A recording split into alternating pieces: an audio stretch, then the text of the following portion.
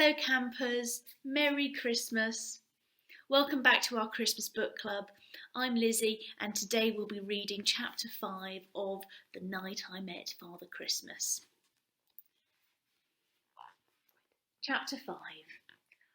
What time do you call this? Asked Torville when Steiner arrived back from the butcher's shop. An inexcusably late one, master, said Steiner. I'm so sorry, I got held up at the butcher's. Humph, said Torville, scanning the street for customers. Squandering your wages on steak, no doubt. Learn to love the vegetables, Steiner. It's better for your health and your purse. Steiner wanted to say that his low wages meant that once he'd paid for Kitty's medicine, he could barely afford a carrot, but he thought better of it. Instead, he wiped the snow off his boots and followed Torville into the wonderland that was the toy shop. Seeing the toys he had made on display always gave Steiner a burst of bittersweet pride. There they were, the bright wooden building blocks, the toy sewing machines and rocking horses, the play castles and pop guns.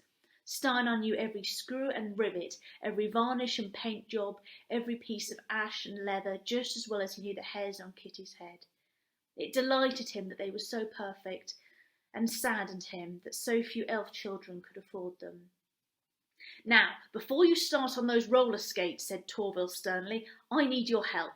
We have to up our prices lickety-split before all the Christmas shoppers arrive. Check the label of every toy, double the price, and magic a new label to replace the old one. Yes, master, said Steiner, unlocking the door to his workshop. Well, I say workshop, really it was more of a cupboard. Crammed inside were all the things Steiner needed to make his toys, lathes, vices, anglepoise lamps and soldering irons, as well as a bewildering variety of felts, paints, strings, glues, silver buttons and sequins made from mother of pearl.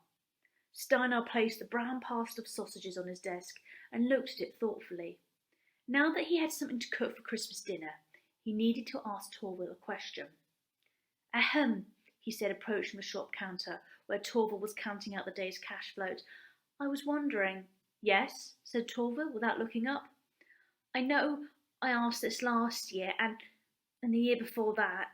In fact, I've asked every year. You must be so bored of me. But I just wondered, would it be at all possible for me to have the day off tomorrow? Out of the question, said Torville, emptying a bag of coins onto the table. It's just, I'd like to spend Christmas with my family. 46, 47, said Torville, counting under his breath. And there won't be any customers, tried Steiner, because it's a holiday. The shop will be empty. Exactly, said Torville, glancing up at the toy maker. So it's the perfect day to take inventory, noting down every toy in the shop. Business is all about the bottom line, Steiner, said Torville, as he placed each coin in its correct compartment. To raise your profits, you need to lower your costs. Knowing every toy, what sells, what doesn't, which toys I can change more for, which are a waste of time, and that's why I'm so successful. And with that, he shut the till with a ringing sound that neatly emphasised his point. You forgot one, said Steiner. What? Said Torville, slightly annoyed that Steiner had ruined his big speech. You missed a penny, said Steiner.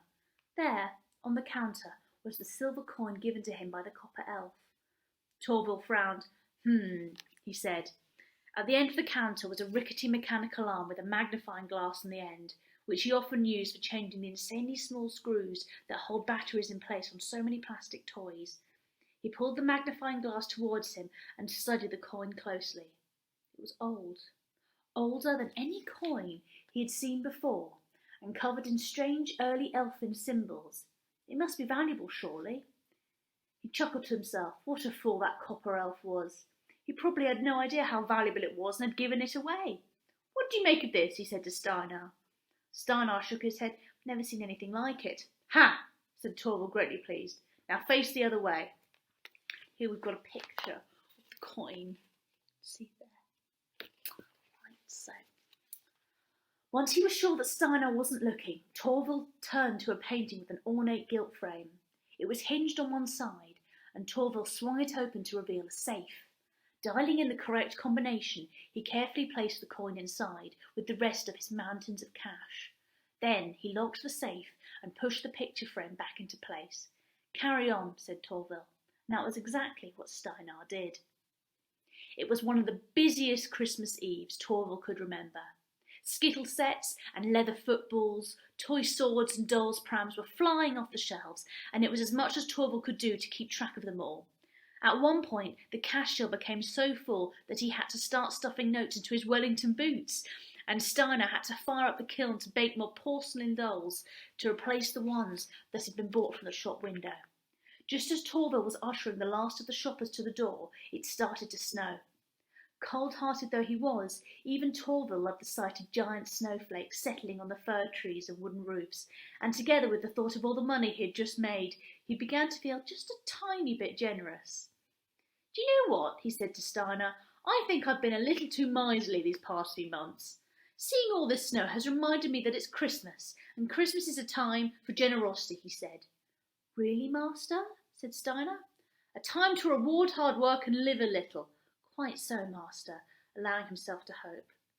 "So, as it's snowing, I've decided to treat myself to a dog sled home. Be a good elf and hire one for me, would you? I'll bring it back first thing in the morning." Steiner's smile froze as he tried not to let his disappointment show. He'd thought that, perhaps, just once, Torval might show some kindness and Christmas spirit and allow him the day off, or even just a little extra money for all his hard labour. But really, he should have known better.